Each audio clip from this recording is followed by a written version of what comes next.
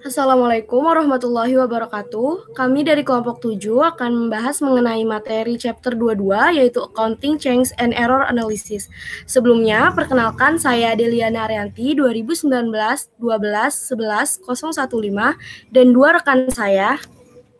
Saya Hana Maria Sare 2018 12 11 067. Saya Fani Audrey 2019 12 11 029. Yang pertama, ada tipe dari accounting change. Sebelum penerbitan APB Opinion nomor 20, perubahan akuntansi pers memiliki fleksibilitas untuk menggunakan perlakuan akuntansi alternatif. Situasi yang sangat mendasar dan ada tipe of accounting change-nya. Ada pertama, change in accounting principle, change in accounting estimates, change in reporting entity, dan errors in financial statement.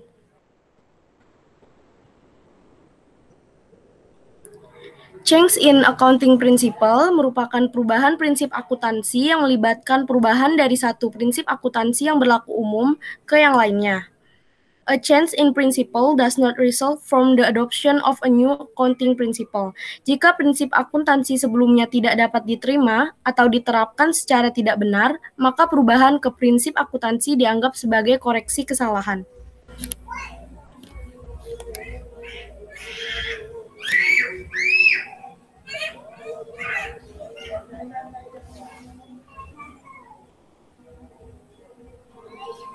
Selanjutnya merupakan klasifikasi dari perubahan prinsipal akuntansi. Yang pertama ada cumulative effect type of accounting change atau periode berjalan.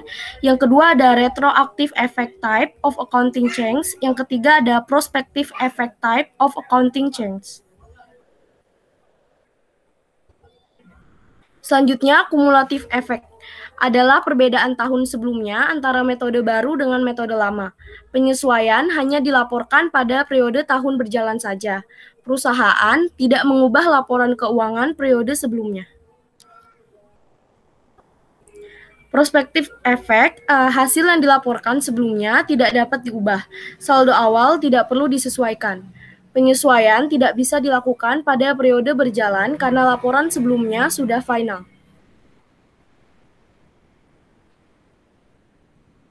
Selanjutnya, retroactive effect type of accounting change, yaitu menyusun kembali laporan keuangan periode sebelumnya atas dasar konsistensi periode baru yang diterapkan.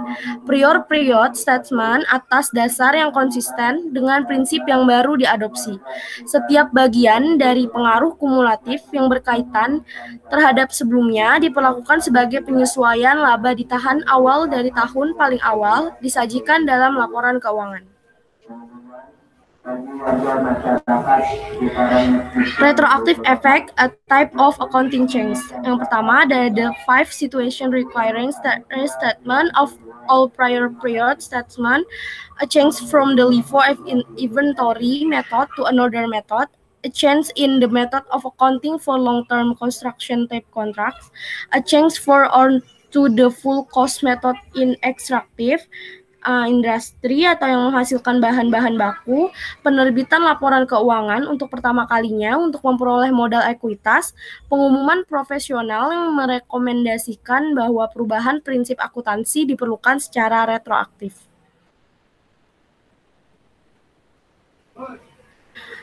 Berikut merupakan contoh dari perubahan akuntansi retrospektif.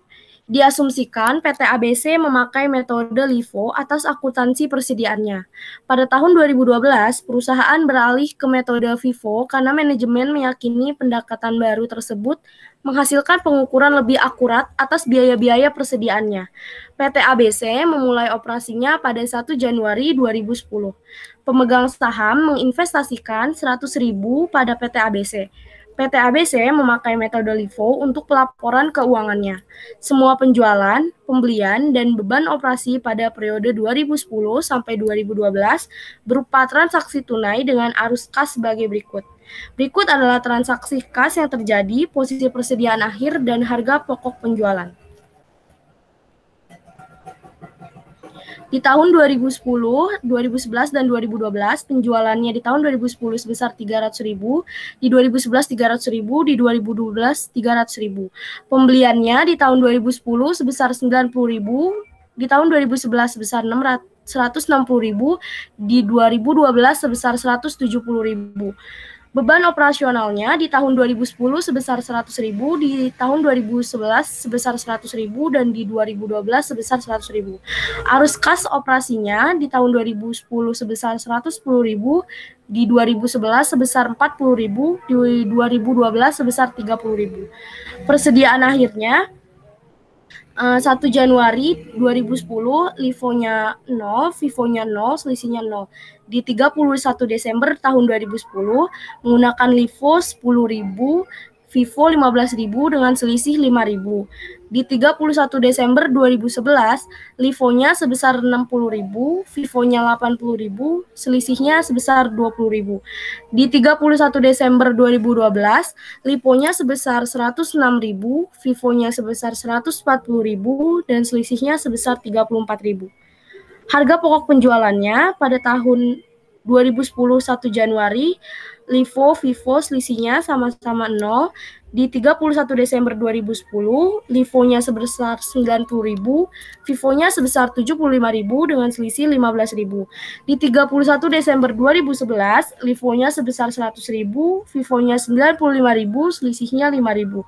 31 Desember 2012, LIFO-nya sebesar 124.000, FIFO-nya 110.000 dengan selisih 14.000.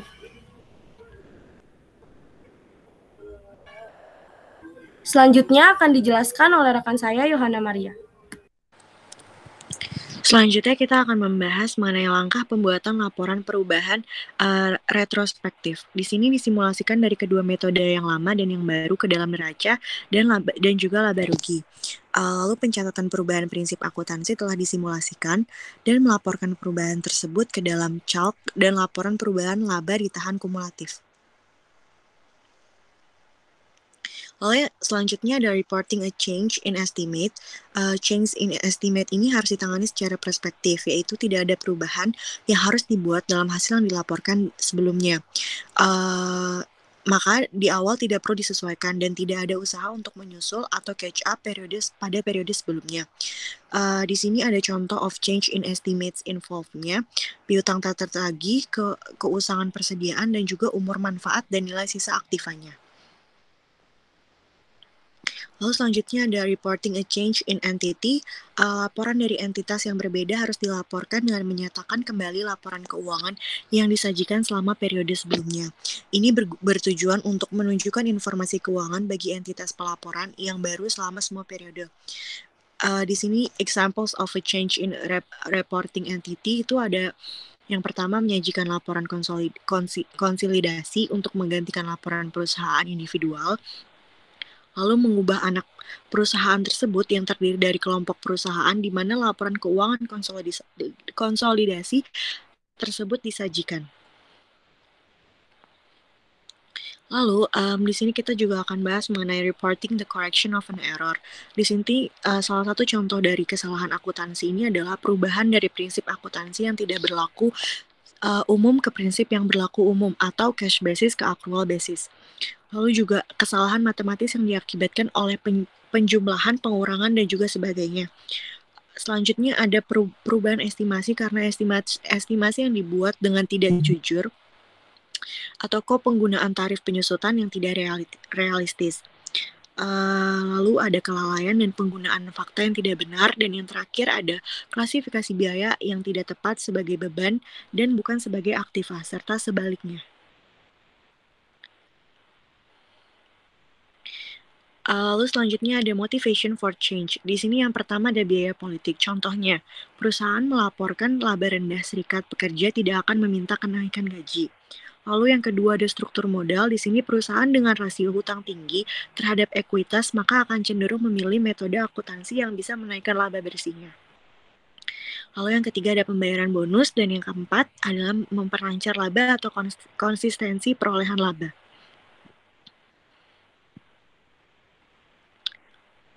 Error analysis in general. Di sini perusahaan tidak mengkoreksi kesalahan yang ditemukan yang tidak memiliki dampak signifikan terhadap penyajian laporan keuangannya. Lalu tiga pernyataan yang harus dijawab dalam analisis kesalahan ini. Yang pertama adalah kesalahan jenis apa yang terjadi. Lalu yang kedua ada ayat jurnal apa yang diperlukan untuk mengkoreksi kesalahan tersebut. Dan yang ketiga adalah bagaimana laporan keuangan dinyatakan kembali setelah ditemukannya kesalahan.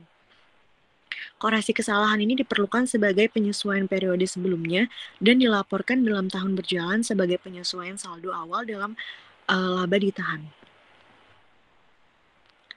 Selanjutnya ada types of errors. Di sini errors can occur in the following financial statement. Yang pertama itu ada balance sheet, lalu ada income statement, ada balance sheet and the income statement. Terus errors can be counterbalancing atau kesalahan yang saling menyeimbangkan, dan non-counterbalancing atau kesalahan yang tidak saling menyeimbangkan.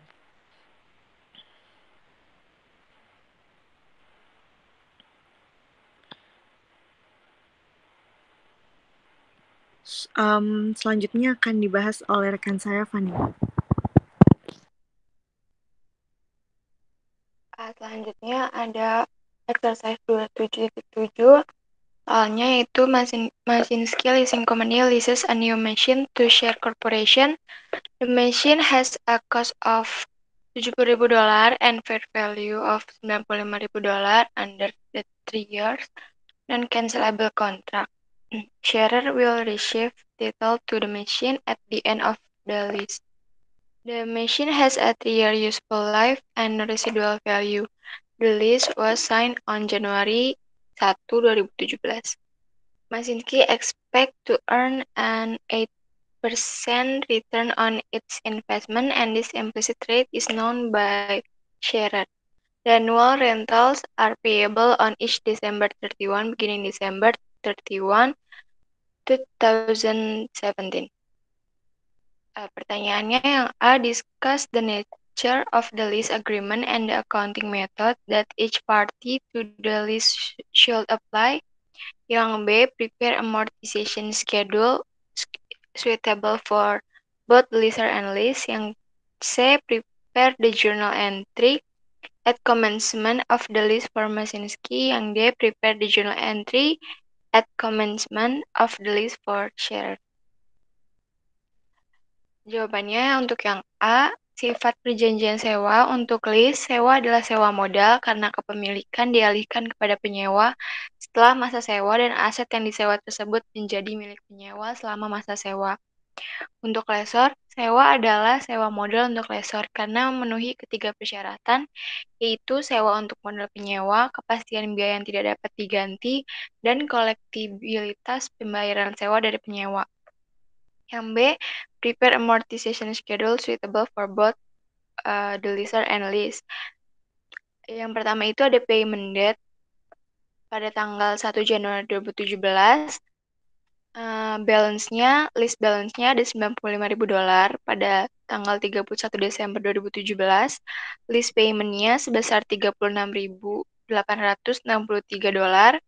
Lalu effective interest-nya sebesar $7.600, decrease in balance-nya sebesar $29.263, lalu list balance-nya totalnya menjadi $65.737. Pada Desember 31 tahun 2018, list payment-nya masih sama, yaitu sebesar $36.863.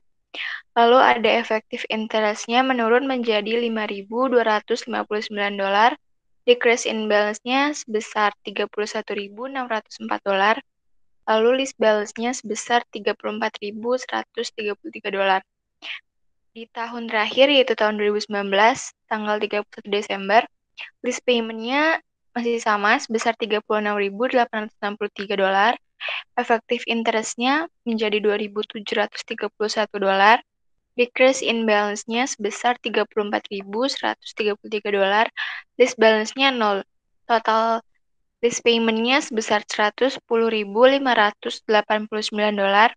efektif interest-nya totalnya sebesar $15.590, lalu decrease in balance-nya sebesar $95.000. Yang C ada prepare journal entry for Machinsky 1 Januari 2017. Jurnalnya yaitu list receivable di debit sebesar $95.000. Lalu ada unearned interest-nya di kredit sebesar $25.000 dan equipment sebesar $70.000. Journal entry untuk share-nya pada Januari 1, 2017, equipment di debit sebesar $95.000. Lalu ada list liability sebesar $95.000 di kredit. Selanjutnya, exercise 21.15. Laura Leasing SA signs an agreement on January 1, 2019 to lease equipment to Plot AG. The following information relates to this agreement. Yang pertama, the term of the non-cancelable lease is 3 years with no renewal option. The equipment has an estimated economic life of 5 years. Yang kedua, the fair value of the asset at January 1, 2019 is 80.000. Lalu yang ketiga, the asset will refer to the lessor at the end of the lease term, at which time the asset is expected to have residual value sebesar 7.000, di mana ada garansi. Yang keempat, the agreement requires equal annual rental payment of 25.562,96 to the lessor beginning on January 1, 2019. Yang kelima, the lease's incremental borrowing rate is 5%. The lessor implicit rate is 4% and is unknown to the lease. Yang keenam, Plot uses the straight line depreciation method for all equipment.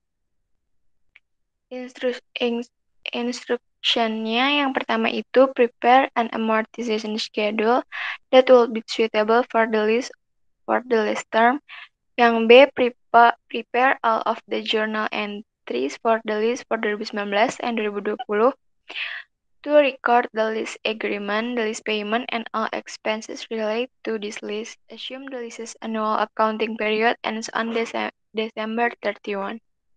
Yang pertama, amortization schedule for the lease term yaitu amortization schedule pada tanggal 1 bulan 1 2019.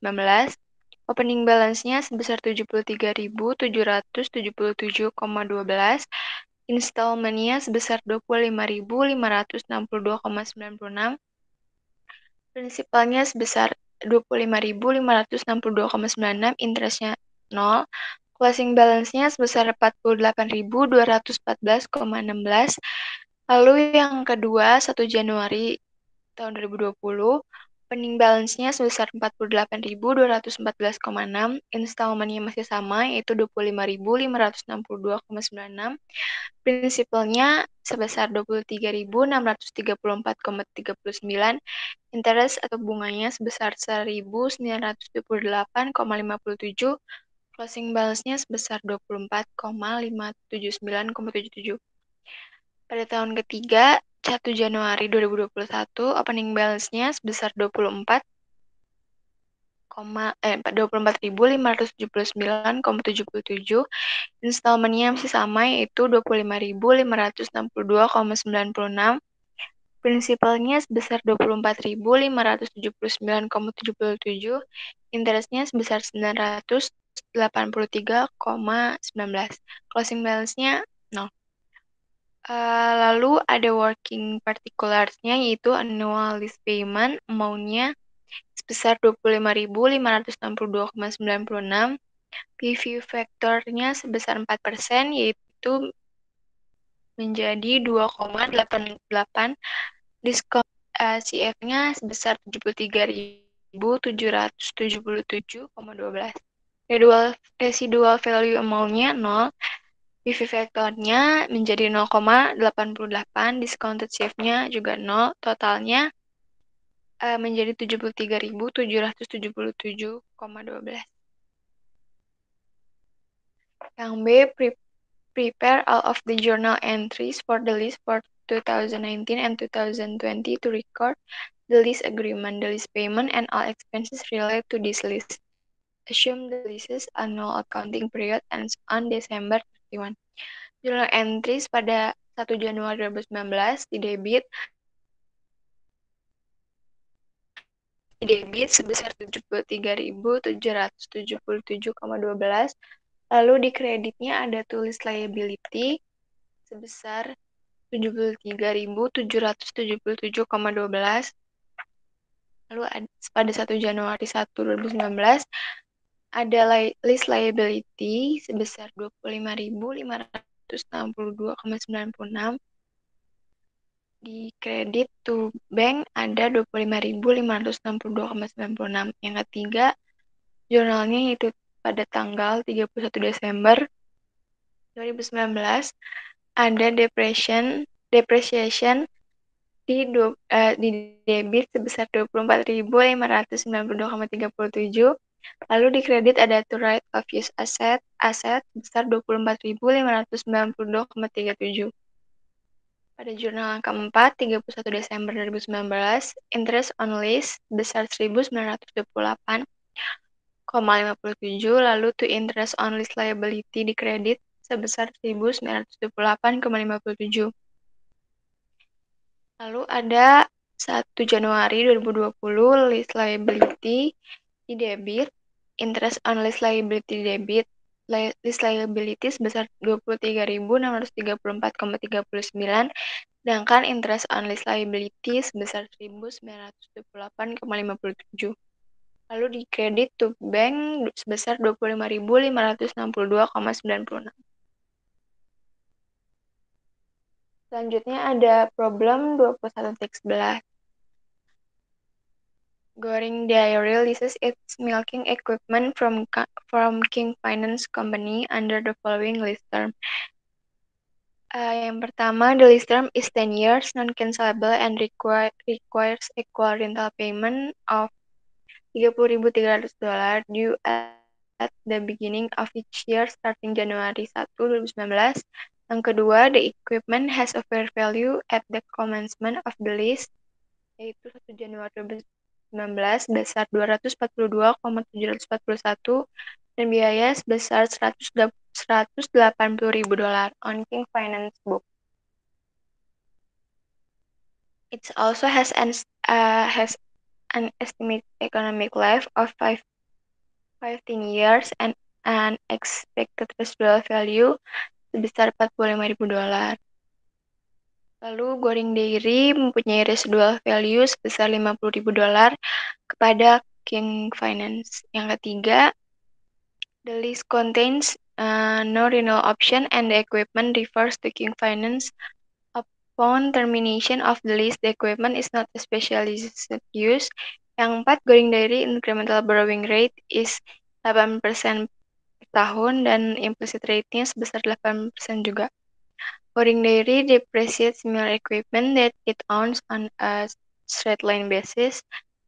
Yang terakhir, collectibility of the payment is probable.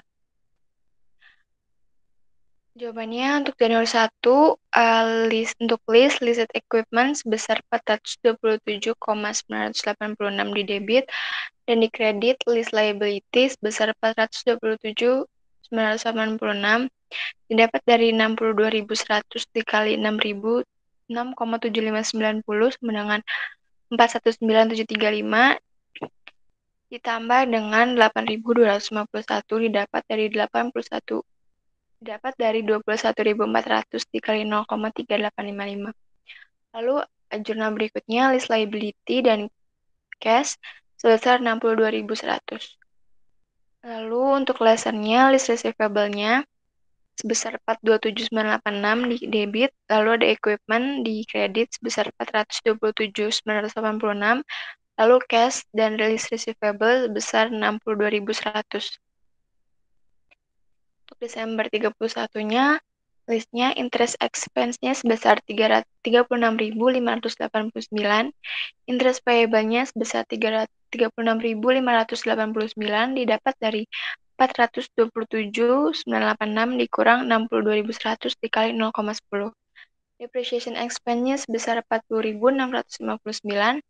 Accumulated depreciation capital leases-nya sebesar 40.659. Didapat dari 427.986 dikurang 21.400 dibagi 10. Untuk lessonnya, interest receivable dan interest revenue sebesar 36.589. Yang C 419.795 dalam kasus 1 dan 2 karena penyewa tidak berkewajiban untuk membayar nilai sisa. Yang D 427.986 dolar dalam kasus 1 dan 2 karena nilai sisa karena nilai sisa itu dijamin atau tidak. Yang E 90% dari 427.986 dolar yaitu 385.187 dolar. Perbedaan 42.799